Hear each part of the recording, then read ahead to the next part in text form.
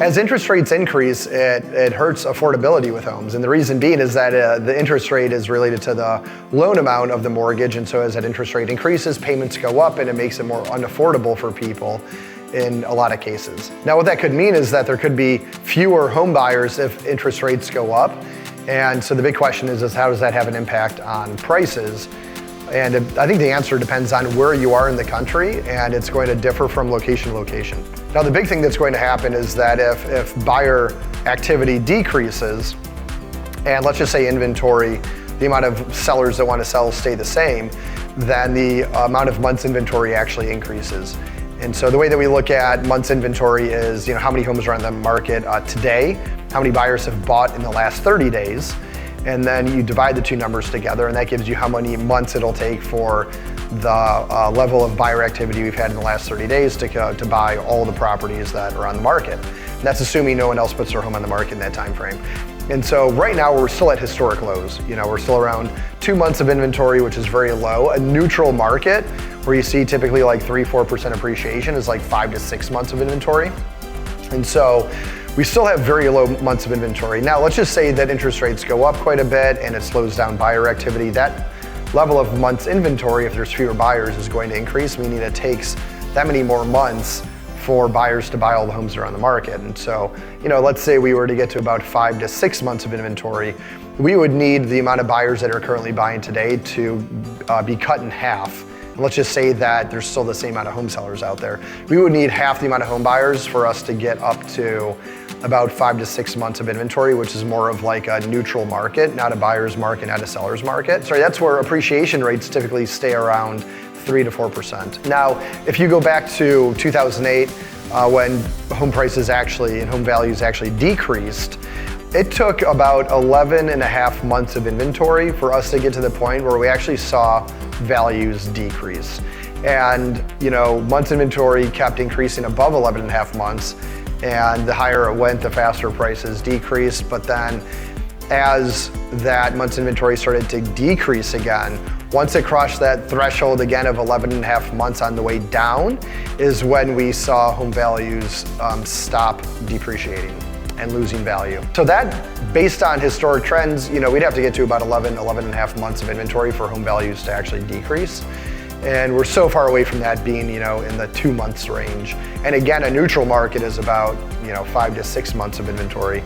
And if we saw about half the amount of people buying next year as we did this year, then we'll be more in a neutral market, which is still very far from the level of months inventory that's necessary for home values to decrease. Now, my opinion is that we'll see at a modest amount of 5% appreciation in 2025 and upwards of 10% appreciation in 2025. Now, what does that mean for you as a buyer? It means that, if you wait till next year, you're gonna pay more, and if you pay 10% more on an average home sale of, call it $600,000, then you're paying $60,000 more next year than you are this year, which is a pretty significant chunk of change and a big difference. And that it could possibly mean that the homes that you're looking at today that are, let's call it $600,000, you like right now, but if you were to change that and say, okay, those homes at $600,000 next year are gonna be $660,000, then if you want to see what homes are going to be worth $600,000 next year, you should be looking at homes that are priced right now at about $540,000 and see if you like those homes just as much. Because if you wait a year, the homes at $540,000 right now will be $600,000 next year if we do see that 10% appreciation.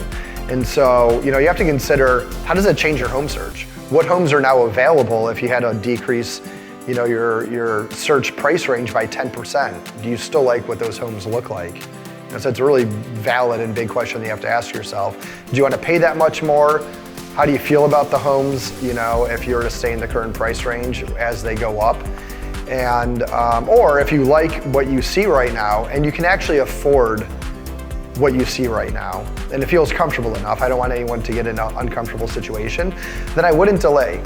I wouldn't wait, because you can buy now at that lower price, ride the appreciation up, and when interest rates do go down, you can always refinance into a lower payment. And you'll feel like your future self will thank you today that you made a really smart decision by getting into that home, because in 2, 3, 4 years from now, you're gonna see that home, to the 7s and 800s.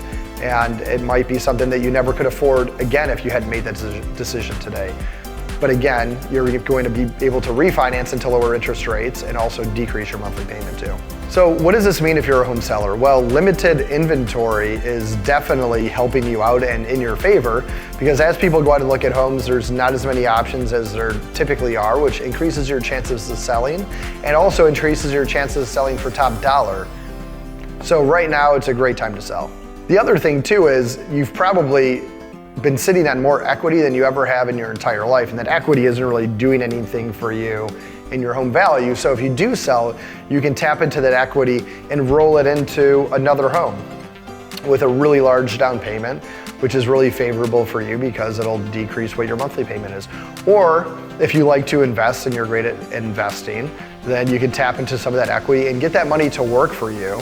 So that way you're earning off of that equity that you've built up into your home instead of having it just sit there. So going back to, will higher interest rates decrease home values? Well, not necessarily. I think it's very location specific. It depends on how high interest rates get. It depends on what the inventory levels look like, how many buyers are buying monthly. So there's all these factors that come into play. But realistically, we're not going to see home buyer activity drop by half, which means that we're going to remain in a seller's market and prices are going to go up. And so, if you're thinking about selling, it's a great time with low inventory. And if you're thinking about buying, it's a great time to lock in your price now before home values appreciate quite a bit.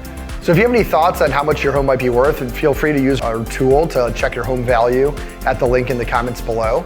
And also, if you want to check out what your home value is, go ahead and take a look at that too. Also, we have special promotions for a 4% interest rate. So go to our website, Sold with Dave, and take a look at what that looks like, and go ahead and contact us so we can teach you more about how you can get into a really low interest rate right now. Thanks so much and have a great day.